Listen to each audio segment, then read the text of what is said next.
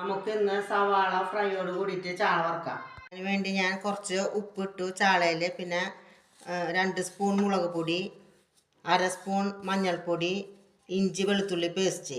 ഇത് മിക്സ് ആക്കിയിട്ട് നമുക്ക് വറുക്കാം. ഇപ്പോൾ ഒരു ചീഞ്ചട്ടി വെച്ചിട്ട് അതിൽ 1 സ്പൂൺ വെളിച്ചെണ്ണ വീത്തിൻ്റെ അതിൽ കുറച്ച് സവാള കുനു അരിഞ്ഞിട്ടിട്ടാണ്. പിന്നെ അതിലേക്കൊരു തക്കാളി,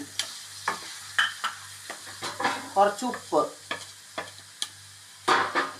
പിന്നെ 2-3 പച്ചമുളക് ചെറുതായി അരിഞ്ഞത്, വേപ്പില, 1 സ്പൂൺ കുരുമുളക് പൊടി, ഇഞ്ചി വെളുത്തുള്ളി പേസ്റ്റ്, 1/2 സ്പൂൺ പെരുംജീരകം ചതച്ചത്.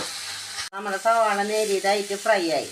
ഒരു പാനിൽ കുറച്ച് ഓയിൽ ഒഴിച്ചിട്ട് ചാള വറുക്കാനായിട്ട് വെച്ചിട്ടുണ്ട്.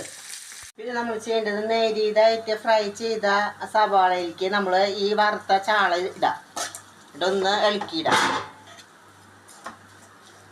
അപ്പോൾ നമ്മുടെ സവാള മത്തി ഫ്രൈ റെഡിയായി.